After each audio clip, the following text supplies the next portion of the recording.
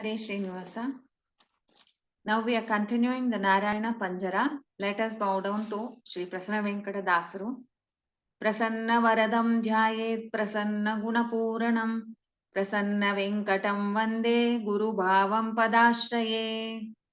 So this Narayana Panjara is a kavacha or a shield to a person who recites it, and it helps him to be away from fear, worry and anxiety which are rampant in this world.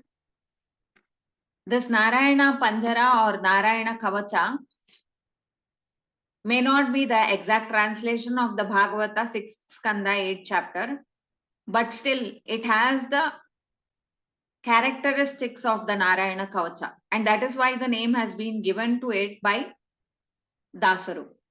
In the Narayana Kavacha in Bhagavatam, it is said, Na kutaschid bhayam tasya vidyam dharayato bhavet राजादस्युग्रहादिभ्यो व्याध्यादिभिः च karhichit.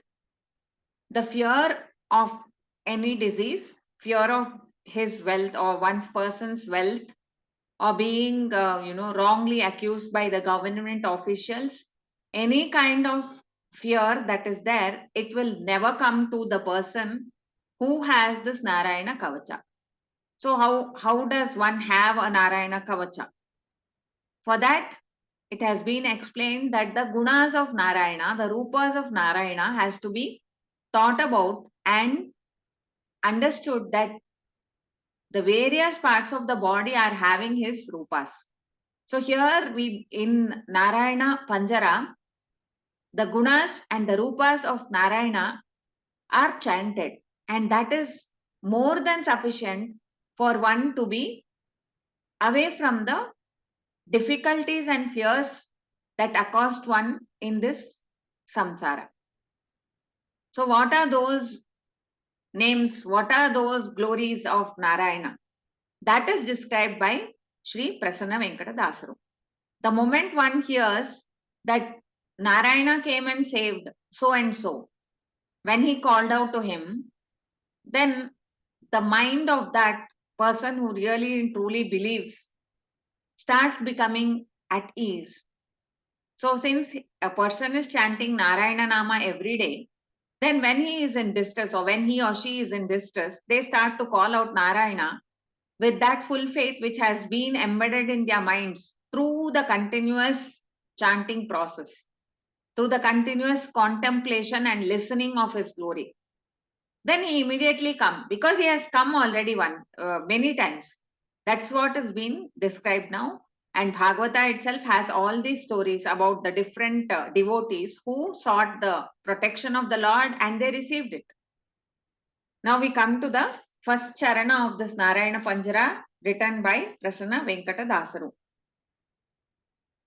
Mattakari avasana kanji hariye nibandu kaide Narayanaaya namo Narayana ಭಕ್ತ ಪ್ರಹ್ಲಾದನೇಕಾಂತ ನಿಷ್ಠೆಗೆ ಒಲಿದೆ ನಾರಾಯಣಾಯ ನಮೋ ನಾರಾಯಣ. ಮತ್ತ ಕರಿಯ, the kari or the elephant was totally proud. He was filled with ego about his stature, about his being the king of the elephants, about his so many playmates, his brothers, his family, his followers, and everyone. He was having a big herd of elephants to his beck and call. He was very dear to them and they would do anything for him.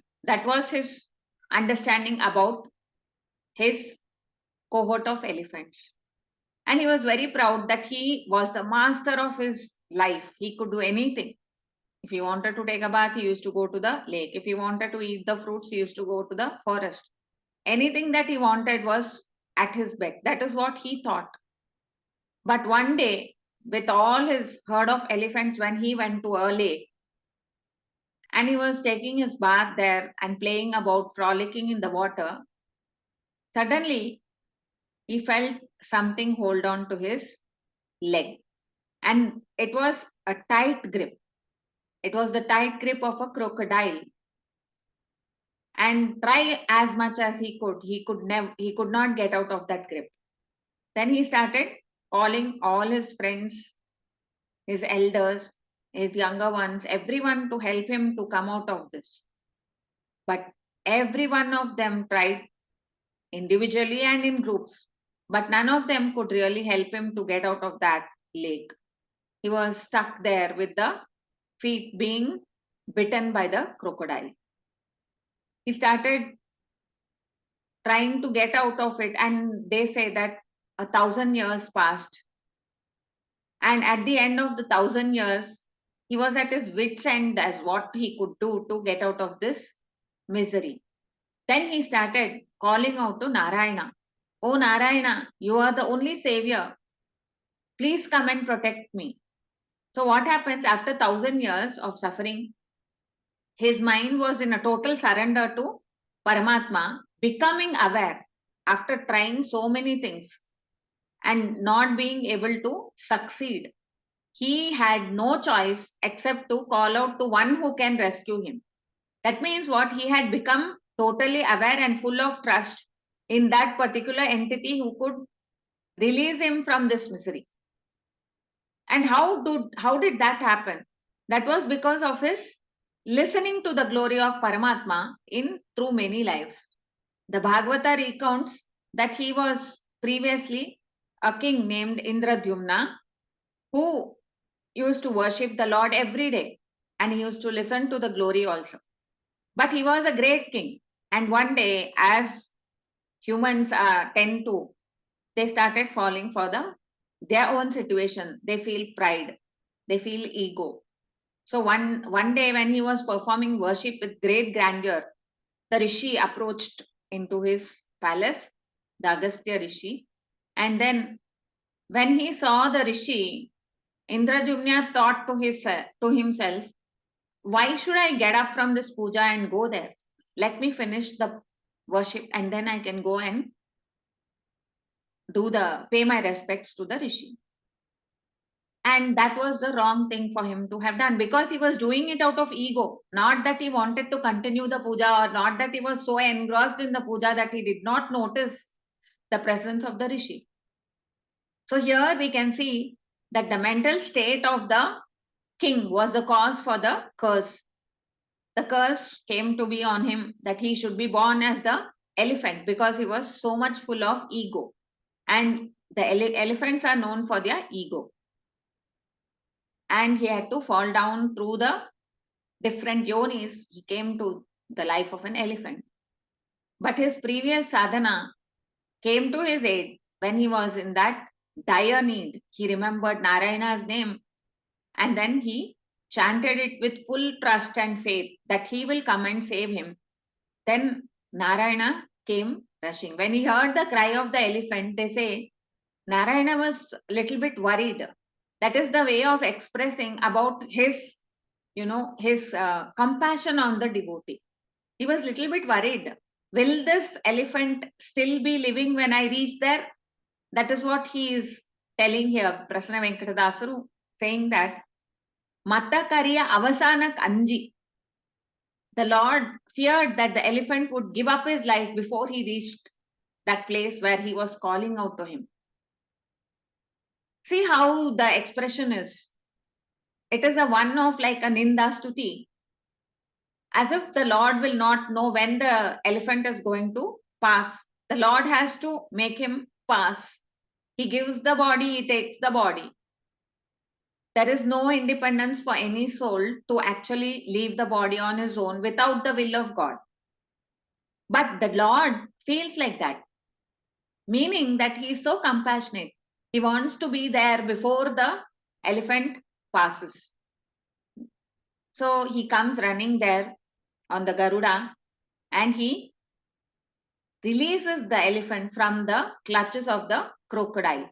So this one, we can take it as a story, and then we can take it as the how we can implement in our life. The story of the elephant and the crocodile is well known to everyone. So here, what is the thing that removes our ego? When we have ego, when we come to a problem which we cannot solve, then we start seeking out other avenues, other sources of power who can help us to get over the situation. And however much we select and choose from the people we know, from our seniors, from other sources of, like wealth or medicine or whatever, finally, when nothing happens, then we resort to the adhyatmic means. So that 1,000 years signifies this delay that we do every day. So the story is there for us to learn that we have to understand that everything happens at the will of God. And until and unless He wills, the protection cannot be provided by anyone. If He wants, the father or the mother can provide. But if He doesn't wish so, as He did in the case of the elephant, then that person has to wait and wait till the Lord Himself comes. So the Lord has to be invited to come with full trust. And that trust has to be developed through the listening of the stories. Listening to the stories of the Mahatmas, of the great Bhaktas, then the person imbibes more faith and trust in the Lord. Narayanaya Namo Narayana. So he's saying, I bow down to that Lord Narayana who came to the rescue of the elephant. Narayana is completely full of auspicious attributes. Among them here, what we are seeing, the attribute of compassion, the attribute of the knowledge of what the devotee is seeking, and when he should get that grace. So he does not leave the devotee. He is always there, looking at his state of mind, observing. So he's Sakshi, he's Sarvakarta. He designs everything so that the devotee can be uplifted. All these gunas are seen in the word through this story and the word Narayana. And he is the Ashraya. Narayana means Narariga Ashraya, who is the shelter of the people. So who called out to him and received shelter? That is Gajendra. So here we have to also understand that calling out the names of Narayana are extremely important, and they form a kavacha for us. They form a shield for us, a protection for us. Bhakta Prahaladane Kanta Nishtege Olida Narayanaya Namo Narayana. Next story is of Prahalada. This is also coming in the Bhagavatam.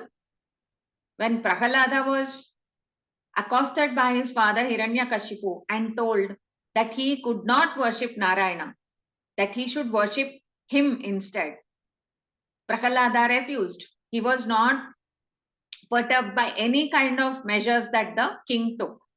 Hiranyakashipu tried to tell him in good words. He cajoled him. He told him, you don't know enough. I know a lot. So you stop saying Narayana and start saying Hiranyakashipu. But Prahalada would not. He continued to say Narayana, and he continued to encourage his Asura Balas also to say that. Then finally, the king decided to use the means of punishment. He sent him to different types of punishments, like he gave him poison. Then he asked him, he was tried to be trampled on by an elephant. He was thrown away from a mountain. He was thrown into the river, sea. But whatever attempts Hiranyakashipu made, nothing failed to harm Prahalada because Sri Hari was on his side. Narayana. Narayana means, I said, who is flawless. So one of his flawlessness is that his supreme strength to protect his devotee when he wills it. And that was his will. So he decided to protect him. Whatever effort was put in by Hiranyakashipu, he failed. Nothing could even harm the hair of Prahalada's body. Finally, he appeared as Narasimha. Narasimha was the appearance of Narasimha is told Nijabritya Bhashitam. Stambam Sabhayam. He came out of the pillar in the middle of the big hall or the court of Hiranyakashipu. That is because Hiranyakashipu had asked Prahalada, is Narasimha here? You are chanting Narayana, Narayana. Is that Narayana in this pillar? He said, yes, he is there everywhere. He is inside me and he is inside you. He is the one who is giving me the power to bear all this. He is the one who is giving the power for you to talk like this. Hearing this, Hiranyakashipu was more than ever agitated, and he took out his big mace and he struck it against the pillar. And then in the middle of the pillar, appeared Narasimha, who was neither man nor lion. So he came out and he destroyed Hiranyakashipu in the manner that was befitting for him, because he had asked boons of Brahma. So here we see Narasimha is capable of anything. Kartum, akartum, manyata, kartum, shaktaha. What can be done, he can do it. What you think cannot be done, he will do it. What you don't even think about, he will do it. First of all, Hiranyakashipu had the boon about that no one should kill him inside the house or outside the house during daytime or night with an alive, with an alive thing, or with a, an instrument which is not alive. So many conditions he had put. Everything was surmounted, and Narasimha killed him on the doorway of the house using his nails. And Acharya Madhva says those nails are the equivalent to thousands of Vajrayudas. A small part of the nail also is much more powerful than a Vajrayuda. The Vajrayuda is very, very well known for its power of destroying anything that comes in its way. And that Acharya says that this Nakha of Narasimha, it has 1,000 Vajrayudas and more power in it. Let that nail and let that brilliance of Narasimha protect me.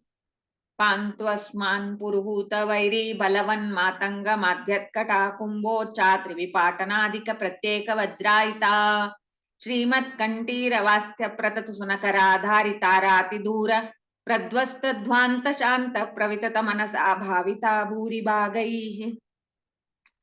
After Narasimha's thoughts, again we chant Narayanaya Nama Narayana, Narayanaya Namo Narayana, Namo. Again we have to recollect that Namo means Na Mama, nothing is mine, everything is yours. And Prahalada said that to himself again and again. He said, nothing is in my hands, everything is in your hands. If you want me to survive, in spite of everything, I will. If you didn't want me to survive, then whatever effort I may take, it's not going to work.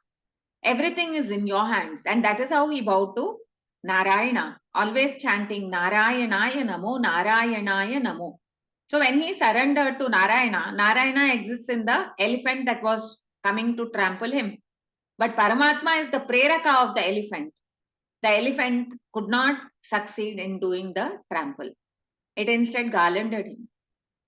The same way in the river or in the sea, there is Varuna, and Varuna carried Prahalada up to the surface of the earth because that was the will of Paramatma.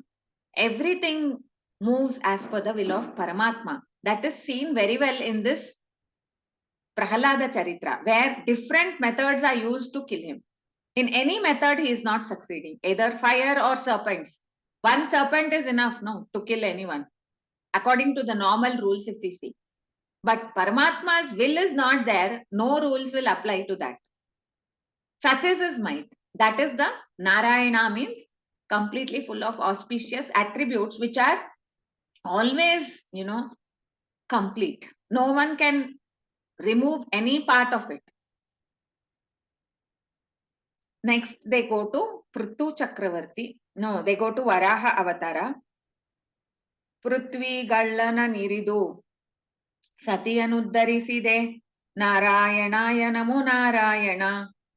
Prithu Chakravartiye Pratyaksha Nagolide Narayanaaya Namo Narayana. Prithvi Kalla. Varaha Avatara took place when Hiranyaksha tried to remove the earth from its orbit.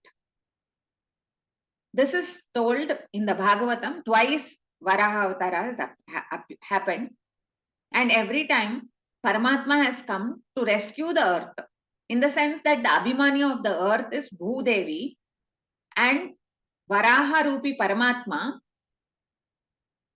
removed her from the clutches of Varaha, who wanted to remove her from the orbit. So once the orbit is gone, then the entire system of planets and their organization is gone. So there is no stability for the hurtling planets, which will collide against each other and become just pieces of masses of atoms or molecules. So there would be no place for the life if the Lord had not rescued the earth from the clutches of Hiranyaksha. And so that is recounted here, that the very earth that we live on today is by the grace of that Narayana who appeared as Varaha. Narayana is completely full of auspicious attributes, free from flaws. This story of the earth being dislodged from its orbit has come twice in the Bhagavatam, as I said just now, and it has been recorded by a Russian scientist named Valley Koskui in his book called Collision of the Worlds. He does not know why the earth got replaced into the orbit, but he has attested that it has been dislodged from its orbit twice. And in fact, he even says that the Bhagavatam tells the reason that the Supreme Lord came and rescued the earth. So Narayanaya Namaho, when we say, we are chanting that Narariga Ashraya. Literally, what is the Ashraya for us? What is the basis for us to live? It is the earth. The earth provides us the ground to stay, the water to drink, the air. Atmosphere is surrounding the earth, no? Through the gravitational pull of the earth, the air is there. And you can see that when we move away from the earth, that is when we go to higher and higher altitudes, we are moving away from the earth and we get lesser oxygen. So earth is like for us the source and support for our life. We grow plants, we grow trees, everything we have live on is related to the earth only. So that earth is our support. But the earth itself is supported by Narayana. That's why is Narayana means the support of the people. Because he protects the earth, he allows the earth to flourish with plants, animals, and other life. He is called Narayana. Varaha is Narayana. So let us bow down to that Narayana. It is yours. This world, this earth, this wealth, everything belongs to you. Then who is Prithu Chakravarti? Prithu Chakravarti is a king who was born when his father, is not a father, like there was a king by name Anga.